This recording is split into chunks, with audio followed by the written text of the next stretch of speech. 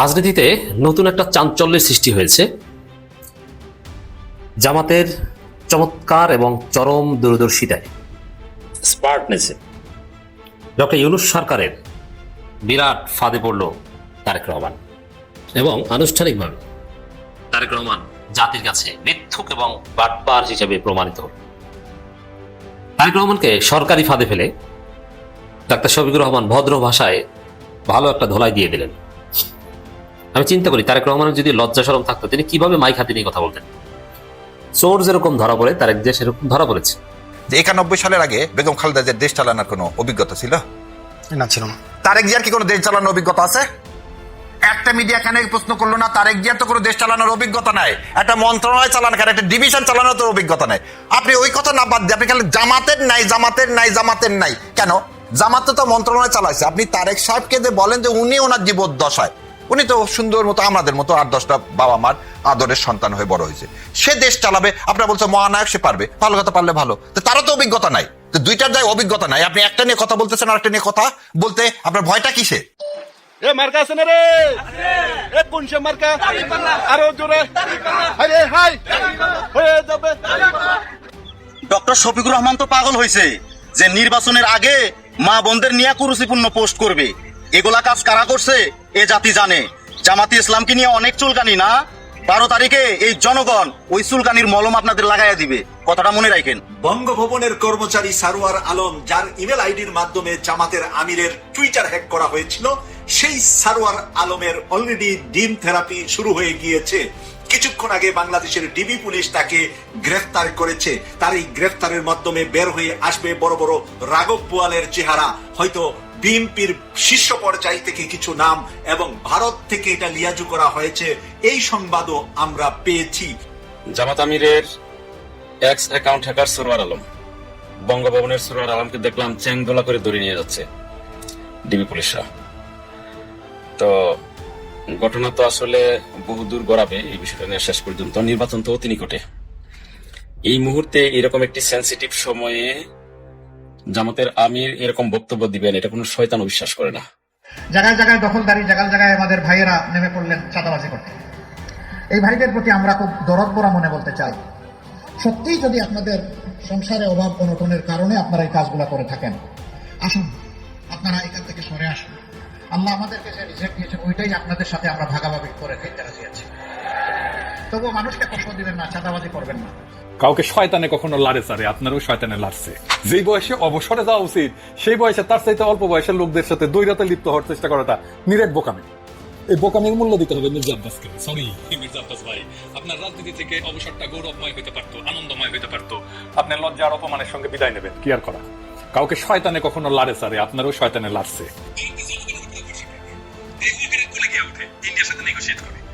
বাংলাদেশ তাদের নেতা হিসেবে বরণ করে নিতে তৈরি ছিল, সেই জনতা মুখ ফেরায় নিচ্ছে তাদের থেকে। বিএনপির এই রাজনীতি আত্মঘাতী। বিএনপিতে যদি র্যাডিক্যাল পরিবর্তন না আসে চিন্তা এবং চর্চায়, তাহলে বিএনপির কোনো ভবিষ্যৎ নেই। কথাটা বিএনপি আলাদের ভালো লাগবে না, কিন্তু এটাই বাস্তব। উনি বিদ্রোহ ঘোষণা করছেন এবং ওনার সিনিয়র জিয়াউর রহমান ওনাকে নিয়ে কালুরঘাট ওই যে রেডিও অফিসে যায় স্বাধীনতার ঘোষণা দিছে, কিন্তু মেইন ঘোষককে বঙ্গবন্ধু শেখ মুজিবুর রহমান, ওনার হইয়া জিয়াউর রহমান ঘোষণা দিছে। আর উনি প্রথম ব্যক্তি যে রিভোল্ট করছিল, আর উনি প্রথম ব্যক্তি যে বিদ্রোহ ঘোষণা করছিল আর্মির মধ্যে, মানে কর্নেল অলি সাহেব। এই কথাটাই তো বলছে, এই কথাটার ভাঙ্গা চুইরা ঘুরে আইনা বলতেছে কি জিয়াউর রহমান ঘোষক না, কর্নেল অলি ঘোষক। মানে পচাইতে হবে, পচাচ্ছে, পচান, কোনো অসুবিধা। যদি কোনো হিন্দু যারা জামাত করতে যায়, জামাত করতে পারবে ভোটের আগ পর্যন্ত, ভোটের পরে কিন্তু মাসুল দিতে। নীল নদের পানি যেমন নীল না, জামাতে ইসলামের ইসলাম ইসলাম না। যদিও লজ্জা নাই, লজ্জা থাকলে যিনি মুসলেকা দিয়ে দেশ থেকে পালিয়ে যান যে আর রাজনীতি করবো না, সেই মুসলেকার কোনো বিহিত না করে, মুসলেকার কোনো ব্যাখ্যা না দিয়ে আবার রাজনীতি করেন, এবং যিনি প্রত্যেক দিন ভুলভাল কথা বলেন, কুমিল্লা ইপিজেড করবেন, যশোরে বন্ধ হওয়া চিনিকল খুলে দিবেন, তিস্তা ব্যারেজ করবেন, নরসিংদীতে ভূমিকম্প হয় না, এরকম আরো অনেক কথা যিনি বলেন, তিনি আবার কবিতার ছন্দ মিলাতে পারেন না। লজ্জা শরম থাকলে নায়িকার সামনে বক্তব্য দিতেন না। এটা তো গেল আরেক কথা। এবার ডক্টর ইউনূস সরকারের মাধ্যমে তারেক জিয়া মিথ্যুক হিসেবে প্রমাণিত হলেন। আমিরে জামাত এটা এখন কাজে লাগাচ্ছেন। কি আমিরে জামাতের এক্স অ্যাকাউন্ট হ্যাকের সাথে জড়িত থাকার কারণে বঙ্গভবনের এক কর্মকর্তাকে, এক প্রোগ্রামারকে আটক করেছে ডিবি পুলিশ। ডিবি পুলিশ মানে ইউনূস সরকার, সরকারের অধীনে চলে। হ্যাঁ, এখন নির্বাচন কমিশনের অধীনে আইন শৃঙ্খলা রক্ষাকারী বাহিনী, তবে ডিবি পুলিশ বা এগুলো ওভারঅল স্বরাষ্ট্র মন্ত্রণালয়ের নিয়ন্ত্রণে। অতএব এটাকে ইউনূস সরকার বলতে পারে। সরকার যদি না চাইতো কিছুতেই এই লোককে গ্রেপ্তার করা হতো না। এখন বঙ্গভবনের এই কর্মকর্তাকে গ্রেপ্তার করার মাধ্যমে ডক্টর ইউনূস সরকার আনুষ্ঠানিকভাবে প্রমাণ করে দিলেন যে আমিরে জামাতের এক্স অ্যাকাউন্ট হ্যাক হয়েছিল এবং তারেক যে মিথ্যা কথা বলেছে। কারণ তারেক যে বলেছিলেন যে আইডি ফেক হয় নাই, মানে ইন্টার ফেল তো পাস করেছে কিনা এখন তো এটাও বলতে লজ্জা হয়। হেইক না ফেক এটাও বলতে পারে না, আমিরে জামাতের আইডি হেইক হয় নাই, এটা বলেছিলেন mister inter pass Tarique Zia. কিন্তু ইউনূস সরকার প্রমাণ করে দিল যে হেইক হয়েছে, ফেক হয়েছে, হ্যাকও হয়েছে। তারেক আপনি মিথ্যা বলছেন। যার ফলে আমিরে জামাত এখন বলছেন আমার অ্যাকাউন্ট হ্যাক দিয়ে একটি দলের নেতারা মিথ্যাচার করেছে। একটি দলের নেতারা কারা? বিএনপি। আর নেতাদের মধ্যে প্রধান কে? তারেক জিয়া। তাহলে বক্তব্যের সরল তাফসীর হচ্ছে আমিরে জামাত ডক্টর শফিকুর রহমানের এক্স অ্যাকাউন্ট হ্যাক দিয়ে বিএনপি প্রধান তারেক জিয়া থেকে শুরু করে বিএনপি নেতারা মিথ্যাচার করেছে। মিথ্যুক। তারেক জিয়া মিথ্যুক, তারেক জিয়া মিথ্যুক, তারেক জিয়া কি মিথ্যুক? একটু কমেন্ট করে যান। এভাবে মিথ্যা কথা বলে শিক্ষা দীক্ষা নাই। এখন কেমন লাগে? ধরাটা খেয়েছেন। এখন আমিরে জামাতও বলছে যে আপনারা মিথ্যুক। তা আমিরে জামাত ঘোষণা দিয়ে জানিয়ে দিয়েছেন জাতির উদ্দেশ্যে তারেক একজন মিথ্যুক, কারণ তিনি মিথ্যা কথা বলেছিলেন যে আমিরে জামাতের এক্স অ্যাকাউন্ট হ্যাক হয়নি। এই মিথ্যা কথা বলায় এখন তিনি নাকারি চুবানি খাচ্ছেন। তবে এটা মানে আমি ক্রেডিট দেব ইউনূস সরকারকে, সরকারি ভাবে ধরা খেলেন। এক্স অ্যাকাউন্ট হ্যাকের ঘটনা নিয়ে একটি দলের নেতারা মিথ্যাচার করছে। কুড়িগ্রামে এই কথা বলছেন ডাক্তার শফিকুর রহমান। ছোট বড় সব পর্যায়ের নেতারাই মিথ্যাচার করছে। তবে আমিরে জামাতকে আরো সুনির্দিষ্ট হতে হবে। সরাসরি তারেক যে মিথ্যাচার করেছেন এদিকে ইঙ্গিত করেছেন কিন্তু নাম বলেন না, কিন্তু আমি তাফসীর করে নাম বলে দিলাম যে তারেক জিয়া মিথ্যাচার করেছেন। মূল অভিযুক্তকে গ্রেপ্তার করার মাধ্যমে প্রমাণিত হয়েছে সত্য কখনো চাপা থাকে না। কুড়িগ্রাম নির্বাচনী জনসভায় মন্তব্য করেন তারেক জিয়ার সমস্ত মিথ্যাচার, খামবাচুরির ইতিহাস সব জাতির সামনে উদ্ঘাটিত হবে। এমনকি বিএনপির কারা কারা চাঁদাবাজি করেছে সব ডকুমেন্ট আছে, এগুলো সব সময় নদীর সামনে আসবে। বাঁচার কোনো উপায় নেই এবং একদিন না একদিন তাদের জালে আটকা পড়তে হবে। জামাত আমির বলেন এই কুড়িগ্রামের 3টি নদী আছে, এই নদীগুলো শাসন করে তারা 14 বছর চুরি করে বিদেশে পাচার করেছে। আল্লাহ আমাদের সুযোগ দিলে এই টাকা আমরা আদায় করে ছাড়বো। দর্শক, এখানে কুড়িগ্রাম জামাতের অন্যতম ঘাঁটি। রংপুরের 90% আসনে জামাত জিতবে। বিএনপি সংখ্যাগরিষ্ঠতা পেতে পারে ফরিদপুর, গোপালগঞ্জ, মাদারীপুর, এইসব জায়গায়। বরিশালেও বিএনপি ভালো করবে। ঢাকায় 50-50, আর বাকি জায়গাগুলোতে জামাত এগিয়ে সরকার গঠন করবে। নারীদের নিরাপত্তা প্রসঙ্গে জামাত আমির বলেন ক্ষমতা এলে নারীদের শতভাগ নিরাপত্তা নিশ্চিত করা হবে। নারীদের অধিকার নিরাপত্তা নিশ্চিত করবে জামাত। আজকে বাংলাদেশের বিভিন্ন জায়গায় মা বোনদের গায়ে হাত দেওয়া হচ্ছে, তার হুমকি দিচ্ছে নিকাব এবং হিজাব করে আসলে খুলে ফেলা হবে। এটা বিএনপি যেমন মির্জা আব্বাস নিজে বলেছেন 40,000 না কত বোরখা বানিয়েছে, আবার কেউ বলছে 2 কোটি বোরখা বানিয়েছে জামাত জাল ভোট দেওয়ার জন্য। এই যে ভুয়া ন্যারেটিভ, এর অর্থ হচ্ছে যে বোরখা পরা দেখলে বোরখা খুলে ফেলো। বোরখা বিরোধী বিএনপি, বোরখা বিরোধী বিএনপি, ইসলাম বিরোধী, পর্দা বিরোধী। বিএনপির পর্দা হচ্ছে জাইমা রহমান আজান শুনলে মাথায় কাপড় দেন, ভণ্ডামির আর জায়গা পাওয়া না। এগুলো কোন লেভেলের ইত্যাদি? আজান শুনলে মাথায় কাপড় দিতে হয়, একটা লিমিট আছে ফাইজলামির। ইসলামকে খেল তামাশার বস্তু বানিয়েছে। এটা পর্দা করা ফরজ, চুল ঢেকে রাখতে হবে। আপনাকে কেউ বাধ্য করতে পারবে না, আপনার বাবা, স্বামী, ভাই, এছাড়া কেউ বাধ্য করবে না। কিন্তু আমরা বলতে পারি যে পর্দা করা ফরজ, এটা তো বলতে পারবো। আর পর্দা করা ফরজ এটা বলতে যে দ্বিধাবোধ করবে সে মুসলমানই না। অতএব যখন মানুষের সামনে বক্তব্য দিবে, দেখো মুখ খোলা রাখা জায়েজ না যায় সেটা নিয়ে ইখতিলাফ আছে। আমরা ধরে নিলাম যে মুখ খোলা রাখা জায়েজ, কিন্তু আপনাকে চুল ঢেকে রাখতে হবে, আপনাকে ঢেলে ঢালা পোশাক পরতে হবে, শালীন পোশাক পরতে হবে। আপনি চুল খোলা রাখতে পারবেন না, কান খোলা রাখতে পারবেন, জাস্ট মুখ খোলা রাখতে পারবে কেউ কেউ বলছেন প্রয়োজনে, জাস্ট এতটুকু। তো সেখানে জাইমা রহমান আজানের সময় মাথায় কাপড় দেন, এইটা কোথায় পেয়েছে? এই হচ্ছে তারেক জিয়াদের ইসলাম। এদের ইসলাম হচ্ছে যে আজানের সময় একটু মাথায়, তাও অর্ধেক, একটু মাথায় কাপড় টেনে দিবা, আবার আজান শেষ হওয়ার মধ্যে মাথা থেকে কাপড় পরে যাবে। এটা হচ্ছে তারেকীয় ইসলাম। মুফতি লন্ডনী মুফতির ইসলাম হচ্ছে এটা। আজানের সময় মাথায় কাপড় দেয়, এটা ইসলাম বিএনপির কাছে। আর জামাত শিবিরটা নাকি শিরক বিদআত, এটা লন্ডনী মুফতি বলছে। তো দর্শক, এখানে এই যে জামাত বোরখা বানিয়েছে এইসব কথা বলার অর্থ এটা থেকে উস্কানি যে বোরখা পড়তে দেখলে তাদেরকে হয়রানি করবা। যেই ধৃষ্টতা বাংলাদেশে আওয়ামী লীগ দেখায়নি বোরখার বিরুদ্ধে ভাবে নোংরামি করা, এটা আওয়ামী লীগ সাহস পায়নি, কিন্তু সেই সাহস বিএনপি করেছে। অতএব বিএনপির অবস্থা হবে আওয়ামী লীগের চাইতেও জঘন্য। বিএনপিকে ফল পেতে হবে। তো দর্শক, কেমন লাগে বিএনপি? যে ডক্টর ইউনূসের মাধ্যমে সরকারিভাবে তারেক যে মৃত্যু বিষয়ে প্রমাণিত, আমির জামাতের এক্স অ্যাকাউন্ট হ্যাক নিয়ে মজা না? হ্যাঁ মজা। এখানে উনি ক্লিয়ার করে দিচ্ছে যে কে প্রথম বিদ্রোহ করছে। স্বাধীনতার ঘোষণা আর বিদ্রোহ দুটো এক কথা না, কিন্তু ওই রিভোল্ট মানে আমি বিদ্রোহ ঘোষণা করলাম, আমি বিদ্রোহী, সোজা কথা, আমি মানি না তোমাদের আইন কানুন। এটা কে করছিল? কর্নেল অলি আহমেদ প্রথম। ওই কথাটাই কিন্তু ডাক্তার শফিকুর রহমান স্যার বলছে যে আপনাদের এই অঞ্চলের একজন আপনাদেরই ভাই, মানে চিটাগাংয়ের ভাই কর্নেল অলি সাহেব, উনি প্রথম রিভোল্ট করছিল, এই কথাটা বলছে। এটারই একটা ভুল ব্যাখ্যা দেওয়া হচ্ছে যে ডাক্তার শফিকুর রহমান স্যার বলছে স্বাধীনতার ঘোষক কর্নেল অলি আহমেদ। ওনার মুখেই শুনেন এটা কেন। জাহাজ থেকে অস্ত্র খালাসের জন্য তাকে নির্দেশ দেওয়া হয়েছিল। ৭১-এর ঘটনাটা আমরা বিদ্রোহ করবো, এই পরিকল্পনা চূড়ান্ত হয় নাই। তিনি যাচ্ছিলেন এখান থেকে শুনেন। বন্দরের দিকে। ইতিমধ্যে আমি যখন খবর পেলাম ঢাকাতে শুরু হয়ে গেছে গোলাগুলি, ঢাকা ক্যান্টনমেন্টে, সেনানিবাসে গোলাগুলি শুরু হয়েছে। কুমিল্লা ক্যান্টনমেন্টে অষ্টম বেঙ্গল সেনাদেরকে নিয়ে আমি বিদ্রোহ করি এবং প্রেসিডেন্ট জিয়াকে দেওয়ানহাট নামক স্থান থেকে ফিরিয়ে নিয়ে আসে। শুনেন এরপর একটু।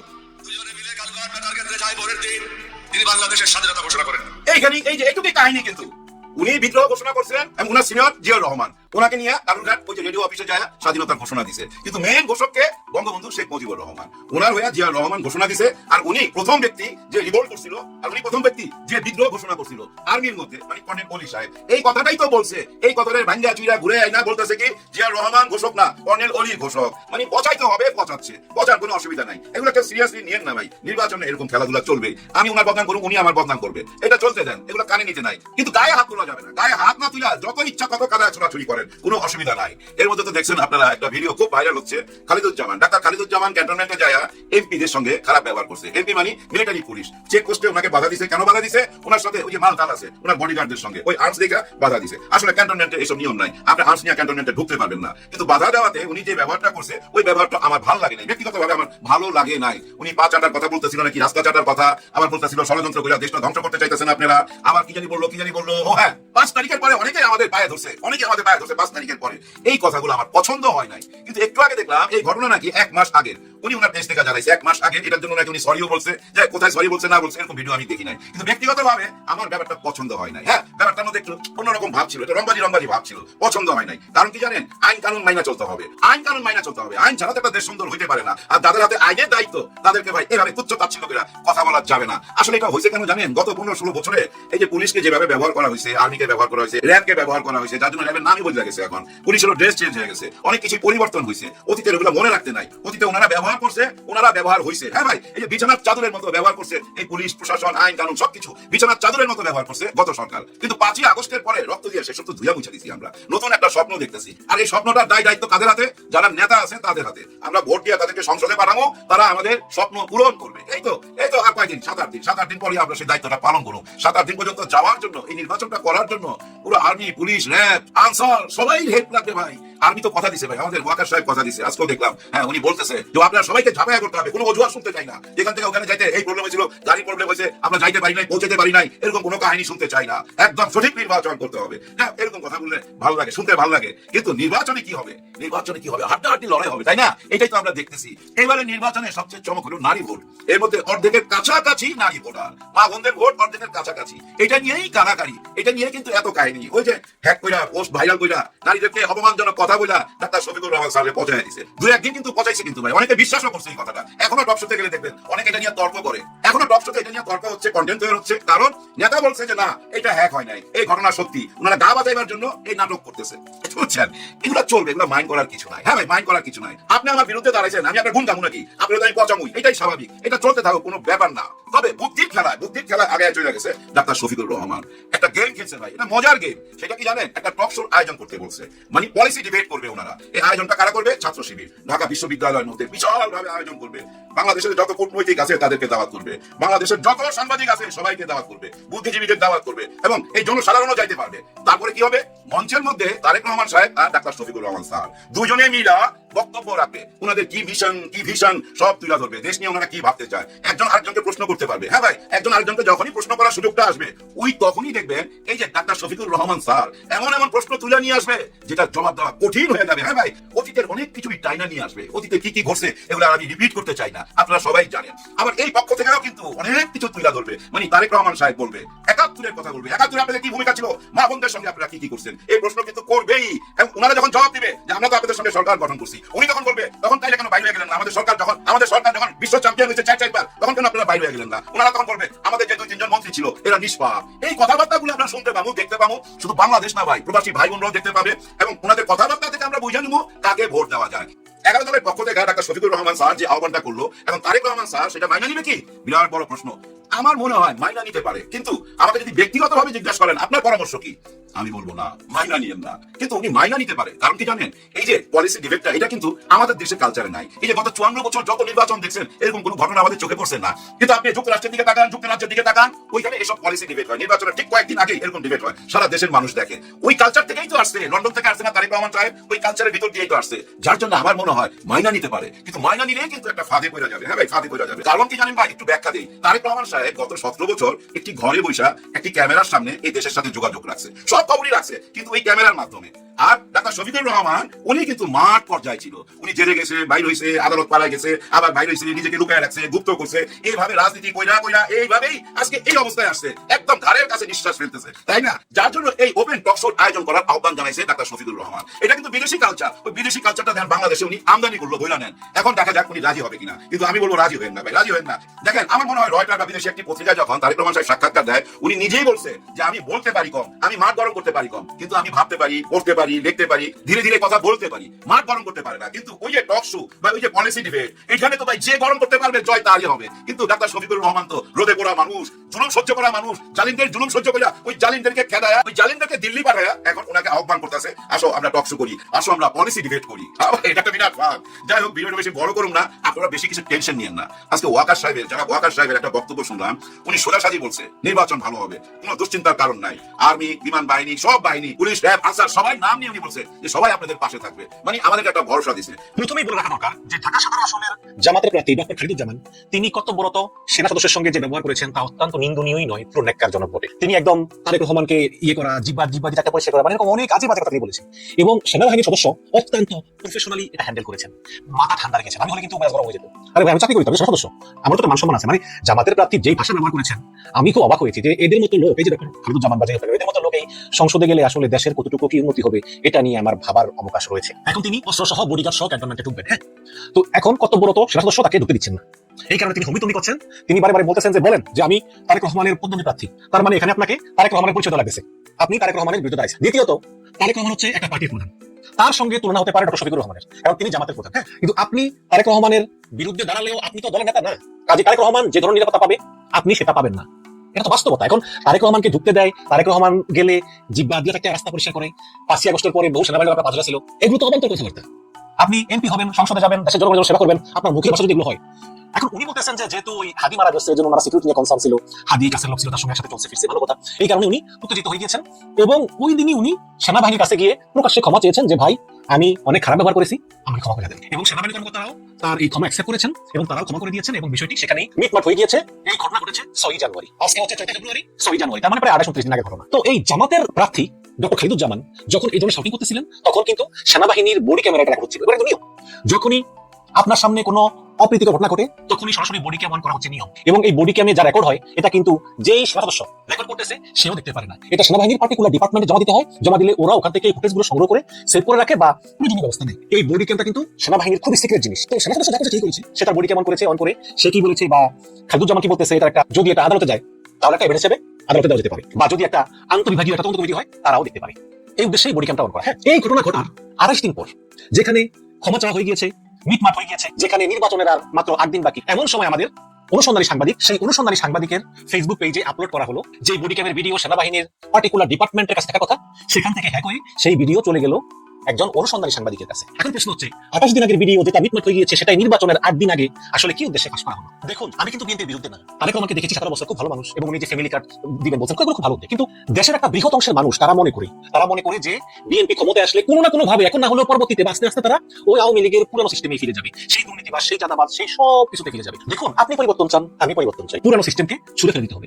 কিন্তু যে লোকটা সচিব, সারাদিন সে রাজার মতো বসে থাকে, কোনো কাজ করে না, বাড়ি ফিরে আসে, আবার বসে যায়, কোনো কাজ করে না, মাস শেষে কোটি কোটি টাকা সে বিভিন্ন ভাবে ইনকাম করে, সে কি পরিবর্তন চায়? যে লোকটা চাঁদাবাজি করে কাউরান বাজারে 2 মাসের রাস্তা থেকে কোটি কোটি টাকা টাকা তোলে, সে কি পরিবর্তন চায়? চায় না তো। যে লোকটা ব্যাংক থেকে লোন নিয়েছে, ঋণ খেলাপি, সে কি পরিবর্তন চায়? চায় না তো। ইউনূস সরকারের 2 জন উপদেষ্টা, আসিফ মাহমুদ, সজীব ভুইয়া এবং ফয়জুল করিম, 2 জন বলেছেন যে প্রশিক্ষণ বিমানটা মাইলস্টোনের উপর বিধ্বস্ত না হয়ে সচিবালয় হতে ছিল, কারণ সচিবালয় এমন একটা স্ট্রাকচার তৈরি করে রেখেছে, আপনি ওদের সহায়তা ছাড়া চলতে পারবেন না, আবার আপনি ওদেরকে ভাঙতেও পারবেন না। বাংলাদেশের উন্নয়নের পথে সবচেয়ে বড় শত্রু সচিবালয়। তারা কি পরিবর্তন চায়? চায় না, কিন্তু তারা অগাধ পাওয়ার নিয়ে বসে আছে। আমলাতন্ত্র, এই আমলাতন্ত্র পরিবর্তন চায় না। তারা চায় সেই ভূতপূর্ব ব্যবস্থা, তারা কিছুই করবে না, দুর্নীতি করবে, আর টাকা কামাবে, আর আনন্দভক্তি করে বেড়াবে। তো একটা উদ্দেশ্য জানো আমরা যে এই আমলারা পরিবর্তন চায় না, তার কারণ আছে, কারণ তারা দুর্নীতি করতে চায়, সৎ মানুষ হতে চায় না। এটা যুক্তি পেলাম। দ্বিতীয় হচ্ছে সেনাবাহিনী। দেখুন, আপনি যদি সেই অনুসন্ধানী সাংবাদিকের গত 5 বছর ধরে আপনি দেখবেন যে শেখ হাসিনার আমলেও এই সেনাবাহিনীর থেকে তাকে অনেক গোপন তথ্য দিত, এবং সেই তথ্য আমরা ব্যবহার করেছি, এটা সত্য কথা। এবং হাসিনার আমলে কি পরিমাণ দুর্নীতি, কি পরিমাণ মানবাধিকার লঙ্ঘন, কি পরিমাণ সেনাবাহিনীর ভিতরে অভ্যন্তরীণ দুর্নীতি, এইসব বিভিন্ন বিষয়ে আমরা তথ্য জেনেছি। তো 5 আগস্টের পর আপনি দেখবেন এই অনুসন্ধানী সাংবাদিক, তার সঙ্গে জামাতের একটা সখ্যতা ছিল, রিলেশন ছিল, এবং হাসিনা পালিয়ে যাওয়ার পরে প্রথম যে লোকটার নাম সেনাপ্রধান ওয়াকারুজ্জামান চয়ন করেছেন, তিনি হচ্ছেন জামাতের আমির ডক্টর শফিকুর রহমান, হ্যাঁ, তারপরে মির্জা ফখরুল। তার মানে হচ্ছে যে এই সেনাবাহিনীর সঙ্গে এবং এই অনুসন্ধানী সাংবাদিকের সঙ্গে জামাতের একটা সখ্যতা ছিল। আপনি দেখবেন যে আল জাজিরা যখন এই জুলাই নিয়ে একটা ডকুমেন্টারি করে, সেখানে পুরো এনসিপি টিম যারা নেতৃত্ব দিয়েছিল তাদেরকে অপেক্ষা করে শুধু সাদিক কাইয়ুম, বর্তমানে ডাকসু বিবি, তাকে একতরফা এই জুলাই আন্দোলনের ক্রেডিট দেওয়া হয়, না বিএনপিকে না এনসিপিকে। সবকিছু করেছে এই সাদিক কাইয়ুম। এবং সেখানে জেনারেল ওয়াকারের ইন্টারভিউ আছে যে 3রা আগস্ট তিনি যে মিটিং করেছেন জুনিয়র অফিসারদের সঙ্গে, কোন হলে করেছেন, সেটা কি কথা হয়েছে, এটা জেনারেল ওয়াকারুজ্জামান এক্সপ্লেইন করেছেন সেই আল জাজিরা টিমকে। এবং সেখানে শুধুমাত্র একজন হিরো, তিনি হচ্ছেন সাদিক কাইয়ুম। তো এই যখন অবস্থা, তারপরে আসলে ঘটনা পরিবর্তিত হতে থাকে। আপনাকে জিনিস খেয়াল করবেন, আপনারা যদি সেই অনুসন্ধানী সাংবাদিকের সেই 5 আগস্ট থেকে এই পর্যন্ত তিনি যে সূক্ষ্মভাবে পরিবর্তিত হচ্ছে, আপনারা যদি তার পরিবর্তনের দিকে নজর রাখেন, তাহলে আপনারা কিন্তু সেনাবাহিনীর মনোভাবটা বুঝতে পারবেন। কারণ সেনাবাহিনী ওনাকে যেভাবে চালায়, তিনিও সেভাবেই চলেন। তাহলে প্রশ্ন হচ্ছে যে এখন কেন সেই অনুসন্ধানী সাংবাদিক জামাত ইসলামের পিছনে লাগলেন? দর্শক, আমার মনে হয় ঘটনা শুরু হয়েছে আসলে অভিযুক্ত সেনা অফিসারদের বিচারের বিষয় নিয়ে। যখন এই 20, 22 বা 23 জন অভিযুক্ত সেনা অফিসারদেরকে বিচার করার জন্য আন্তর্জাতিক অপরাধ ট্রাইব্যুনালের চিফ প্রসিকিউটর তাজুল ইসলাম এবং ইউনূস সরকার সেনাবাহিনীকে চাপ দিচ্ছে, তখন সেনাপ্রধান ওয়াকারুজ্জামান তিনি দিক বিদিক হয়ে চেষ্টা করতেছিলেন রাজনীতিবিদদের সমর্থনের জন্য, যাতে এই অভিযুক্তদের সেনা আইনে বিচার করা যায়। এবং সেক্ষেত্রে কিন্তু বিএনপি এগিয়েও এসেছে। বিএনপির স্থায়ী কমিটির সদস্য সালাউদ্দিন আহমেদ প্রকাশ্যে বলেছিলেন যে সেনাবাহিনীর প্রতি এমন আচরণ করা যাবে না যে যেটা পরবর্তীতে বুমেরাং হয়ে দাঁড়ায়, কারণ এই সেনাবাহিনী আমাদের গর্ব, এই সেনাবাহিনী একটি সাংবিধানিক প্রতিষ্ঠান, কাজেই এই সেনাবাহিনীর কষ্ট দিয়ে আমাদের কিছু করা উচিত হবে না। তার মানে বিএনপি স্পষ্টতই ইনডাইরেক্টলি হলেও এই অভিযুক্ত সেনা অফিসারদের পক্ষে দাঁড়িয়েছিল। কিন্তু জামাত থেকে এইরকম একটা স্টেটমেন্ট কিন্তু বের করানো যায়নি। তখন থেকে কিন্তু সেনাবাহিনীর সঙ্গে এই জামাতের দূরত্ব তৈরি হয়। আরেকটা বিষয় হচ্ছে রাষ্ট্রপতি চুপ্পু। সেনাবাহিনী চায় একটা নির্বাচন হোক এবং রাষ্ট্রপতি চুপ্পু তার আসনে থাকুক এবং তিনি স্বাভাবিকভাবে অবসর গ্রহণ করুক। হ্যাঁ, কিন্তু সাম্প্রতিক ইন্টারভিউতে জামাতের আমির বলেছেন, যদি আমরা নির্বাচন জয়লাভ করি, তারপরে ওই চুপ্পুর কাছে শপথ নেওয়াটা হবে আমাদের জন্য সবচেয়ে বেদনার। তার মানে এখানে জামাত ইসলাম স্পষ্ট রাষ্ট্রপতি চুপ্পুর বিরুদ্ধে অবস্থান নিয়েছে।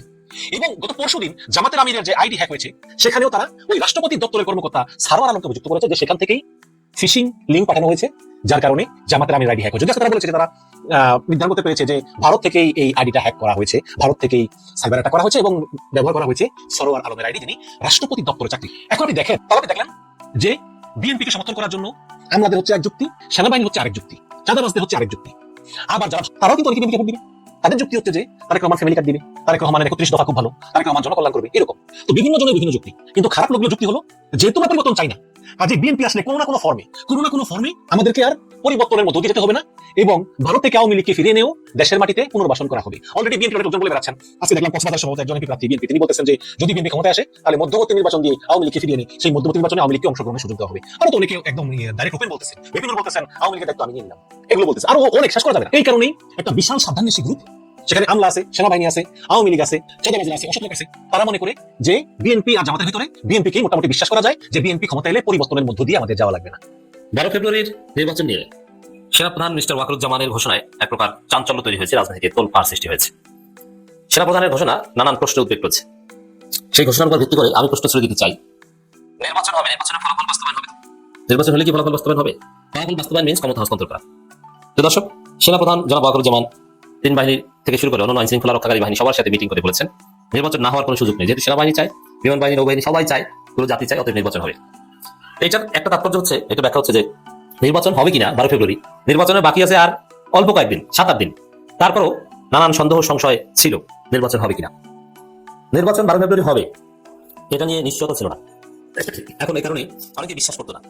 এই কারণে সেনাপ্রধান এখন বিশ্বাস করাচ্ছেন যে নির্বাচন হবেই, নির্বাচন হবেই। এটা তো তফসিল ঘোষণার পরেই বেশি হওয়ার কথা। এর মানে behind the scene something was happening, যেটা আমরা জানতাম না। নির্বাচনে অনিশ্চয়তা ছিল, এখন কি অনিশ্চয়তা কেটে গেছে? দেখেন, নির্বাচন 12 ফেব্রুয়ারি হয়তো হবে, কিন্তু নির্বাচনে যদি কারচুপি হয় তাহলে সংসদ নির্বাচনের ফলাফল বাস্তবায়ন হবে না, ওটা বাতিল হবে, কোর্টের মাধ্যমে হোক আর যেভাবে হোক। তাতে এমনকি কেউ কোর্টে গেলে সেখানেও আসতে পারে যে না, ইউনূস সরকার ক্ষমতা চালিয়ে যায়, কিন্তু গণভোটটা বাস্তবায়ন হবে, এটা নিশ্চিত থাকে। 12 ফেব্রুয়ারি নির্বাচন হয়ে গেলে কারচুপি হলে জাতীয় নির্বাচন বাতিল হবে, আর গণভোট নিয়ে তো কারচুপি কিছু নাই, কারণ গণভোটে হা বা না, এখানে তো কেউ সিল মানে ভোট ডাকাতি করে সিল মারার চেষ্টা করবে না। এটা ন্যায় পক্ষে তো এজেন্ট থাকবে না যে এজেন্টকে বের করে দিয়ে আমরা চুরি করলাম, না, এটা ফেয়ার হবে, এটা তো সহজে অনুমেয়। অতএব জাতীয় নির্বাচনের ফলাফল বাস্তবায়ন হওয়া নিয়ে এখনো শঙ্কা রয়েছে, কিন্তু গণভোটের ফলাফল বাস্তবায়ন নিয়ে শঙ্কা নেই। এর মধ্যে আমরা দেখতে পাচ্ছি যে ভোটের মাত্র 3 দিন আগে যুক্তরাষ্ট্রের সাথে একটা চুক্তি করতে যাচ্ছে ইউনূস সরকার। এটা নানান সন্দেহের উদ্বেগ করেছে যে ভোটের 3 দিন আগে চুক্তি কেন? এটা তো বিরল, কারণ ভোটের 3 দিন আগে এরকম চুক্তি পৃথিবীতে কোনো এক্সাম্পল নাই। কারণ 3-4 দিন পরে আরেকটা সরকার আসবেন, যাওয়ার আগে এটা করে দিয়ে যাবেন কেন? এর মানে কি যে আসলে সংসদ নির্বাচনের মাধ্যমে ক্ষমতা হস্তান্তর না হতে পারে, ইউনূসকেই ক্ষমতা থাকতে হতে পারে। এবং আমি এটা আগেই বলেছি, যদি বিএনপি কারচুপি করে, কারচুপি নির্বাচনের ফলাফল বাস্তবায়ন হতে দেওয়া হবে না, জনগণ দিবেন, আন্দোলন করবে, আর যদি সুষ্ঠু হয় তার কোনো কথা নেই। কারচুপির যদি বাতিল করতে হয়, স্থগিত করতে হয়, বাতিল বা স্থগিত হতে পারে, তাহলে কিভাবে দেশ চালাতে হবে এর প্রস্তুতি পরিপূর্ণভাবে ডক্টর ইউনূস সরকার আছে। এবং কারা যাবে কারা যাবে না, কারা থেকে যাবে নতুন কারা আসবে, এই প্রস্তুতি ডক্টর ইউনূস সরকার আছে। অতএব ইউনূস সরকারকে এত কাঁচা মনে করবেন না। অবশ্য আওয়ামী লীগ এখানে আশা বসে আছে যে নির্বাচনটা বানচাল হোক, কারণ কি নির্বাচনটা বানচাল হলেই 1-11 ঘটে যাবে, আওয়ামী লীগ ফিরে আসবে। তারা ভেবেছিল এটা না, নির্বাচন বানচাল হলেও গণভোট বানচাল হবে না, গণভোট হতে পারা মানে আওয়ামী লীগ শেষ। আর জাতীয় নির্বাচন স্থগিত বা বানচাল হলে স্থানীয় সরকার নির্বাচন শুরু হবে, দেশ নির্বাচন মুখী থাকবে। এই সেনাপ্রধান যে নির্বাচন না হওয়ার কোনো সুযোগ নেই, নির্বাচন না হওয়ার কোনো সুযোগ ছিল, এখন তিনি কনফার্ম করছেন সুযোগ নাই। আমরা যেটা বলছি যে না, পর্দার অন্তরালে আর অনেক খেলা চলছে যেটা আমরা সাদা চোখে দেখি না, তার একটা আলামত সেনাপ্রধানের বক্তব্য থেকে আপনারা দেখছেন। নইলে এই প্রশ্ন তো অ্যাড্রেসই করার কথা না। সেনাবাহিনী প্রধান জেনারেল ওয়াকারুজ্জামান জানিয়েছেন, ত্রয়োদশ জাতীয় সংসদ নির্বাচন ও গণভোট সুষ্ঠু, অবাধ ও শান্তিপূর্ণভাবে আয়োজনের জন্য সংশ্লিষ্ট সব সংস্থা সম্পূর্ণ প্রস্তুত। কি প্রস্তুত তা তো আমরা দেখি, যে বিএনপি বলে যে ছাত্রদের যুক্ত করা যাবে না, তারা বিএনসিসি বাতিল করে দেয়। সারা বাংলাদেশে কোথাও বিএনপি সন্ত্রাসীদের বিরুদ্ধে থানা ব্যবস্থা নেয় না, যৌথ বাহিনী 2-1 জায়গায় অস্ত্র সহ বিএনপিকে ধরে। কিন্তু বিএনপি যে সন্ত্রাসের পরিকল্পনা করছে, কেন্দ্র দখলের জন্য তার কমিটি গঠন পর্যন্ত করেছে, এর বিরুদ্ধে কোনো ব্যবস্থা নেই। অর্থাৎ 3 বাহিনী প্রস্তুত, কিন্তু আমরা তো নিরপেক্ষতা দেখতে পাচ্ছি না, লেভেল প্লেইং ফিল্ড দেখতে পাচ্ছি না। জামাতের প্রতি বৈষম্য করা হচ্ছে, কোনো হেল্প করছে না। জামাতের আমিরের এক্সআইডি হ্যাক করা হয়েছে, বিএনপি বলেছে যে এটা হ্যাক হয়েছে, এটা স্পষ্টভাবে যেন পুলিশ না বলে নির্বাচন আগ পর্যন্ত, নির্বাচনের পরে বলে সমস্যা নেই, কারণ এটা পুলিশ বলে তো বিএনপি তার যে ধরা খেয়ে যায়। কারণ পুলিশ যদি বলে তদন্ত করে, ডিবি যদি বলে যে আমিরের জামাতের এক্সআইডি হ্যাক হয়েছিল, তাহলে তারেক একটা কঠিন ধরা খায়। কি ধরা? তারেক বলেছে হ্যাক হয়নি, এখন ডিবি বলেছে হ্যাক হয়েছে, তাহলে তারেক একটা নাকারে চুবাই খায়। এই জন্য বিএনপি প্রশাসনের কাজে সর্বশক্তি প্রয়োগ করে তাদেরকে বলে দিয়েছে আসলে হ্যাক হয়েছে কি হয়নি, এই ফাইন্ডিংসটা দিতে 5 ঘন্টা সময় লাগার কথা না পুলিশের, কিন্তু পুলিশ দিচ্ছে না, দিবে না। কারণ ওই যে তার যে মিথ্যা প্রতিপন্ন করবে না। কিন্তু ঠিকই দেখবেন যে নির্বাচনের পর এই পুলিশই বলবে যে হ্যাঁ হ্যাক হয়েছিল, তখন তো এটা প্রাসঙ্গিকতা থাকে না, প্রাসঙ্গিকতা নির্বাচন আগ পর্যন্ত। তো এইভাবে প্রশাসন 2 নম্বরে করছে, তাদের যে সুযোগ দিচ্ছে।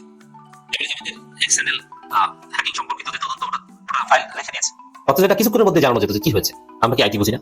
বঙ্গভবনে গেছে আমাদের প্রতিদল ঠিকভাবে কোঅপারেট করছে না, যার ফলে জামাত উত্তেজিত হয়ে 24 ঘন্টা আলটিমেটাম দিয়ে এসেছে।